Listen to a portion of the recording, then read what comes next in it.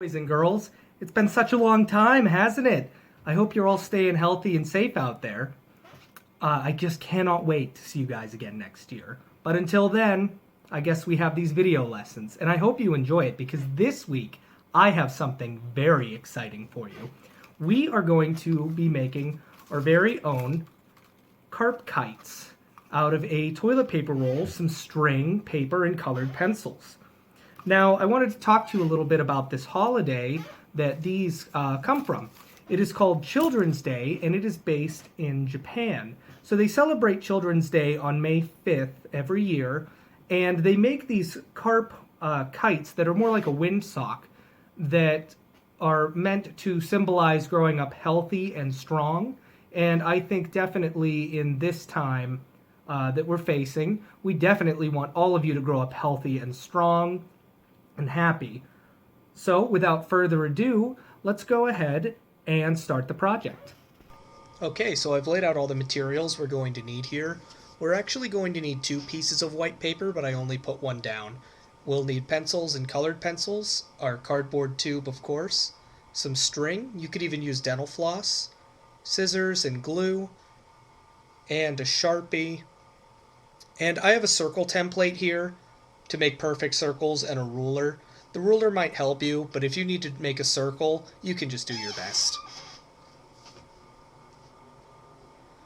Okay, so what I'm doing here is I am taking the long side of the paper and measuring every 2 inches and making marks to make straight lines. What you can do for this is to take the ruler and simply draw 4 lines as good as you can an equal distance apart from one another. You definitely don't have to go as precise as I was. Now I will, in the lesson below this, link a printable document for you. So if you want to follow with my example, you can just print that out and have the perfect 2-inch margins.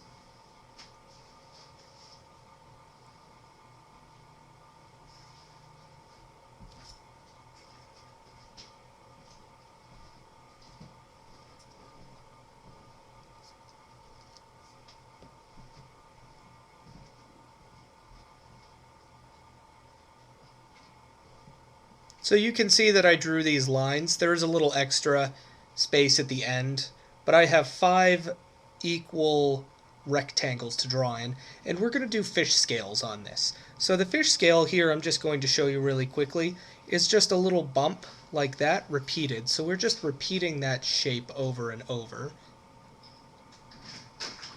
And here I was checking to see if I could measure for the scales and realized that it would be more trouble than it was worth.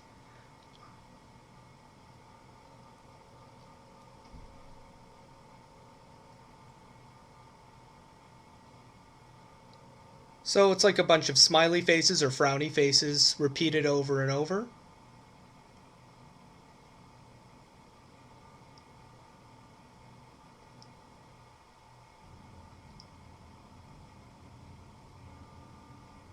And you'll see that one in the second to last row, I put a little X on. It's because I couldn't get a full fish scale out of that, so I don't want to use the half scale. Now I'm just going back through and I'm outlining this with a Sharpie. You could do this with a black colored pencil or a pen, or you could decide you don't want to do that at all. The reason I'm making these straight lines here is so that the scales show up a little better when we cut these out. And then I've gone back and I've outlined the bumps, also completely optional.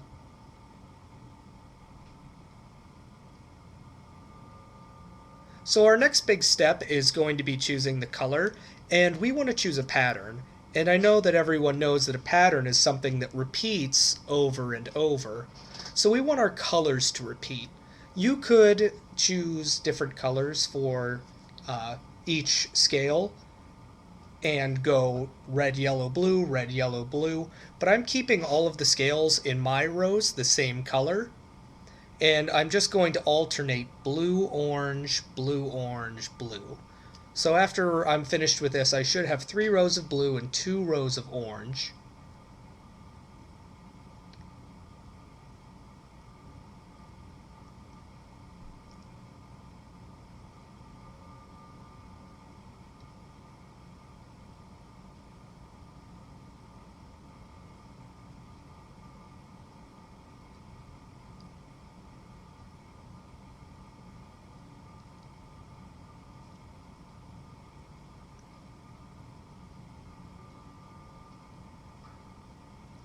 So you could go through and color each individual scale if you wanted, but here's a nice little trick if you're making the entire row the same color.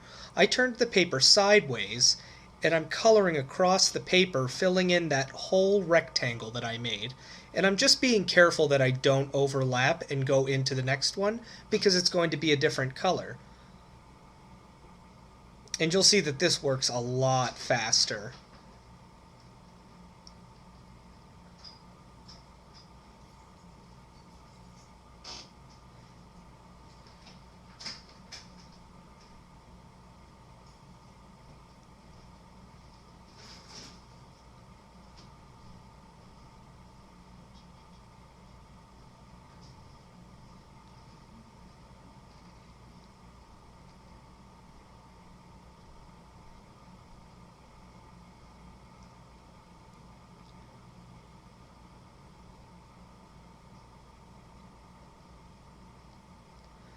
So after I went ahead and finished coloring this, our next step is to cut it out. So what you'll see me do here is take the scissors and I'm going to cut out each row following the straight lines that I had drawn.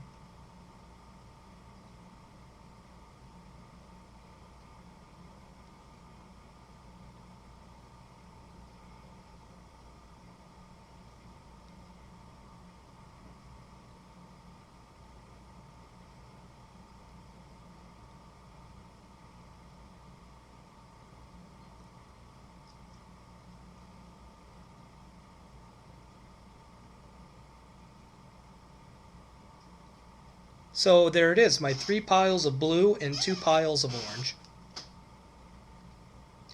Now I'm going to go ahead and cut out the edges of the scales. And this took quite a long time, going piece by piece, but you just want to be careful and take your time on this step. And I'm going to go ahead and fast forward since we don't want to watch me cut for about 20 minutes.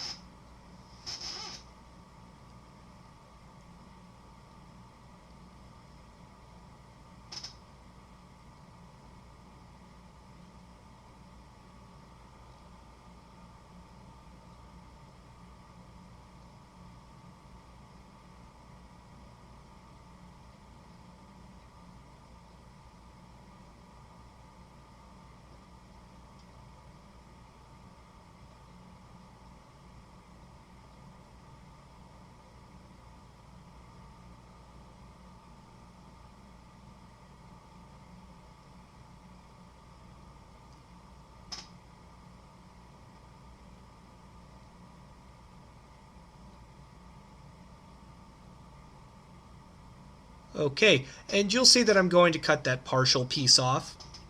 So that's a little smaller, but that's okay. Since we went across the paper the whole way, these are actually longer than they need to be for the toilet paper roll. So now I'm just sorting out our pattern, going in a blue, orange, and I'm actually going to start at what would be the bottom and layer up to the top so that the scales sit on each other just right. And you'll also notice that I've taken these scales and I am staggering them so that the middle of the scales that you can see in the orange that I placed down are in between the 2 blue, and you'll notice I'm doing that again for the blue. And then I'm just checking here to make sure it was long enough for my toilet paper roll.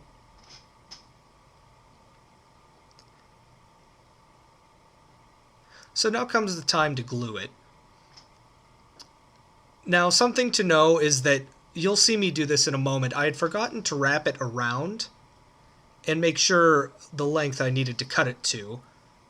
I'm also using a glue stick that is most likely 15 years old and it just did not work. So I had to swap that out for some liquid glue, which is equally fine.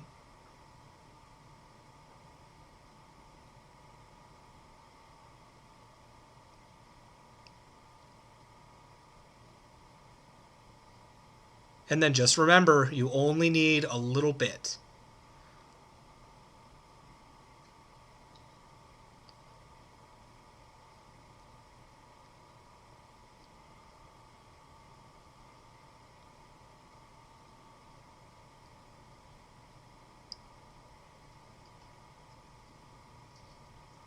Now you'll notice that I am letting the edge of the scales hang past the end of the toilet paper tube. That is because I'm lining up where the cutout for the scales are, so we don't see any of that tube when we glue it on. I've also taken that moment to cut off that excess of about 3 scales that I didn't need. And I made sure that lined up really nice, and then just held that in place until the glue set. So remember, boys and girls, we definitely want to keep our pattern. So after the blue, what has to come next? That's right, the orange. So you can see that I'm putting the middle of that in between those 2 scales. That's what's going to help us make a really nice and interesting pattern. And you'll see that I've measured this one out in advance, seeing what scale I don't need, and then cutting that off. And I'm just repeating this process with the gluing and the measuring until I have that whole thing wrapped around.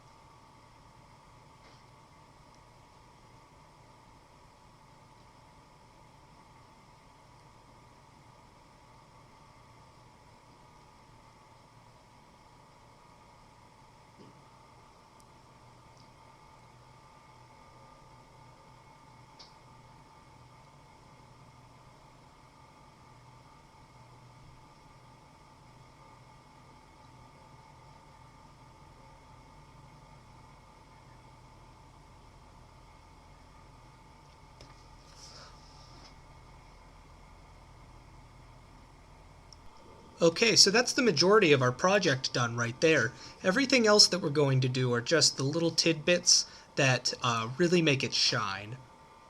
So I'm going to clean up my workspace and then show you how to put our finishing touches on. Okay, so I have my second piece of white paper here, and I pulled out my circle template. So what our carp kites need are a couple of eyes, and we're going to put some tails out the other side. So this little tool is handy because it helps me hold things up to these 3-dimensional objects and see what size is going to work best. Now you could use even the end of your glue stick and trace around that to make a circle for the eye. Anything round would work here. Or if you're really good at drawing circles, you could do it by hand.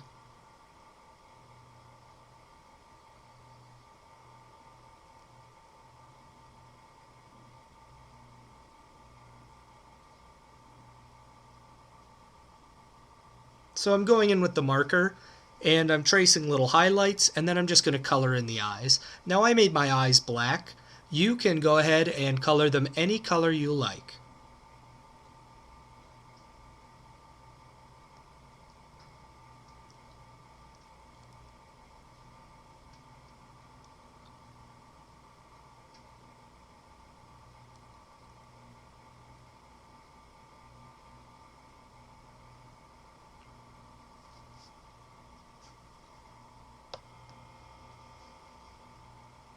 Next, I'm going to go ahead and make our little tails for this. I'm just measuring in 1/2 inches. You can just take a ruler and draw a few straight lines that are about the same width all the way across the paper there.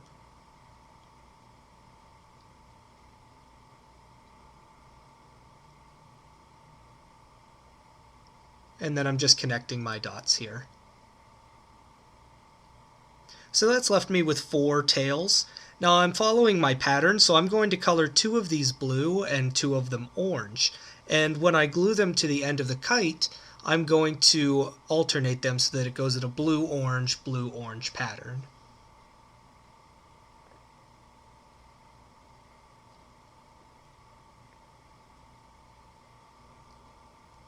So I'm just going to go ahead and cut the tails out and cut out the eyes.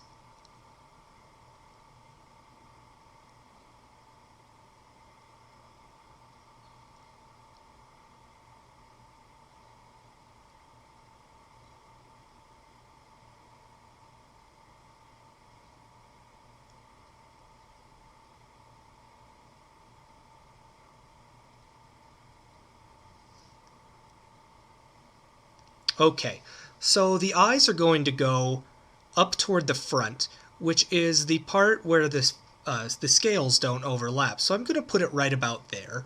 So I'm just going to put a little dab of glue down, and then I'm spreading that around a little bit with either the eye or the glue bottle. But remember, you just don't want to overdo that. You don't want too much glue because then it'll make a mess.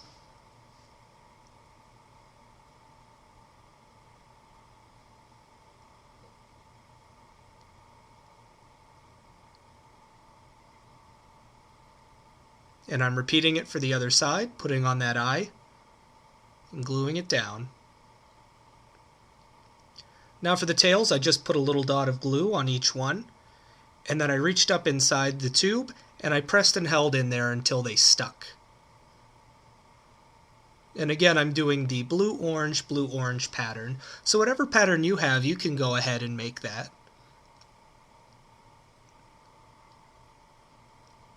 And there we have it. So our last step here is to put the string on toward the mouth. Now, I am going to poke holes in mine using a thumbtack. But you can go ahead if you would like, and you could even just glue it to the inside. So you can see I put my 2 holes in here.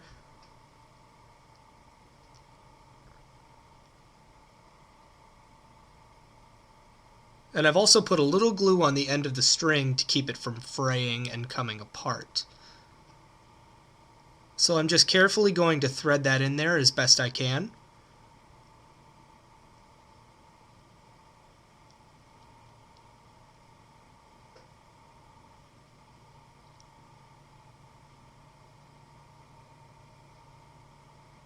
And then I'm going to go ahead and tie a knot.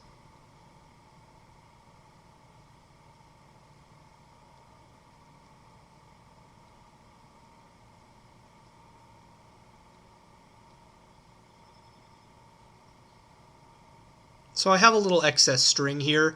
I'm not going to snip it right up next to the knot because I don't want it to come apart, but I am going to get rid of some of that extra.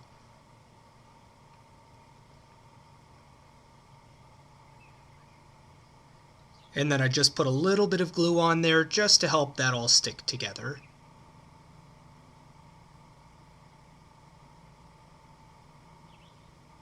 And that's it. You can go ahead and hang your kite up outside, but just make sure, because this is paper, that it isn't waterproof, so if it starts to rain, it needs to come in. I think the best spot to have this would definitely be inside by a window somewhere. So thank you, and I hope you enjoyed your project this week, boys and girls, and I'll see you next time.